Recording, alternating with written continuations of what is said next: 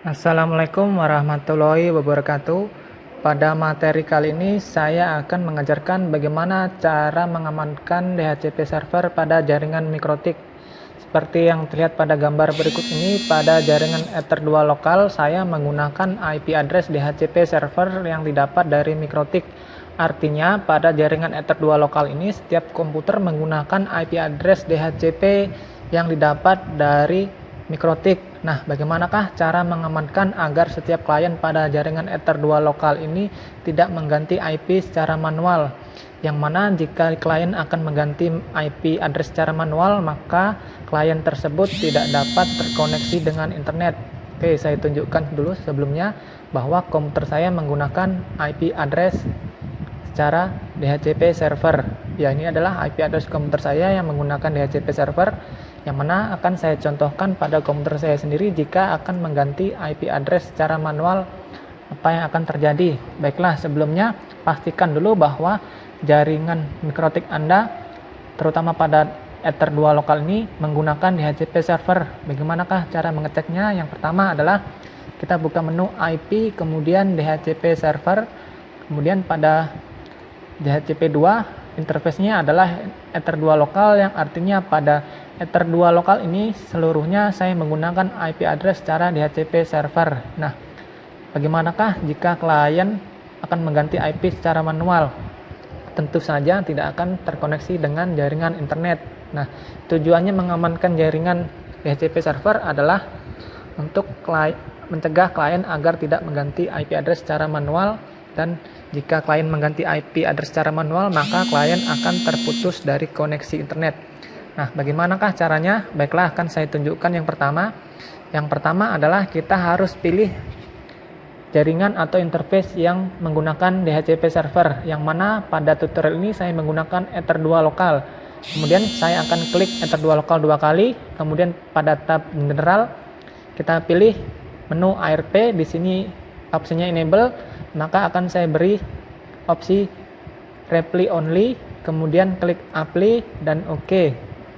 Kemudian pada menu IP DHCP server kita pilih lagi Ether 2 lokal, yaitu Ether 2 lokal yang sama, kemudian klik 2 kali Ether 2 lokal, kemudian klik option add ARP for list. Artinya jika klien menggunakan IP address secara manual akan terputus dari koneksi internet. Baiklah, saya akan klik apply dan OK.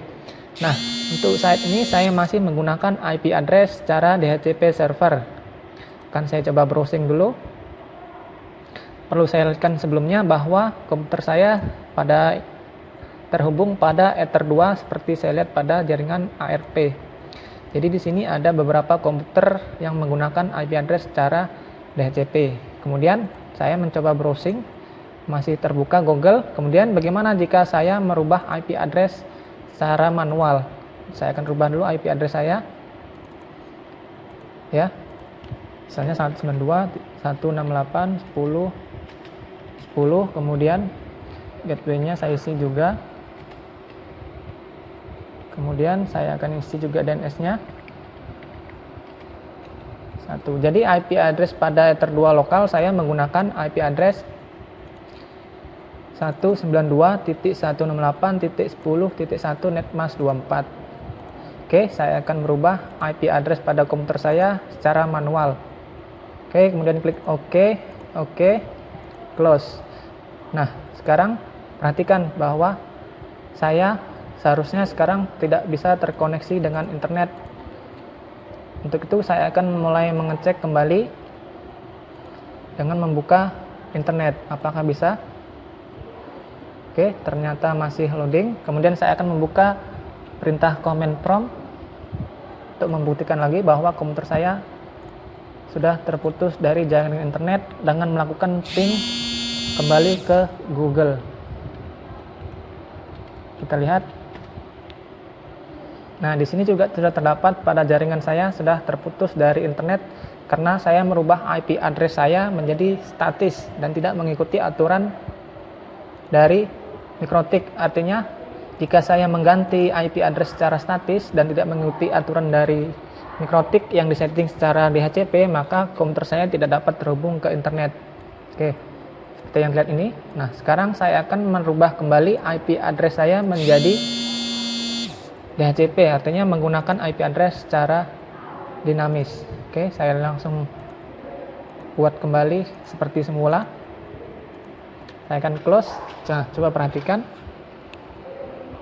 Sekarang saya akan mendapat IP address secara DHCP. Nah, ini adalah IP address saya. Kemudian saya akan coba membuka kembali situs Google. Nah, sudah terhubung. Nah, demikianlah cara mengamankan jaringan DHCP server Anda. Tujuannya adalah agar klien tidak dapat merubah IP address seenaknya. Semoga bermanfaat tutorial dari saya ini. Akhir kata, apabila ada yang belum jelas silahkan ditanyakan. Semoga bermanfaat. Akhir kata, wassalamualaikum warahmatullahi wabarakatuh.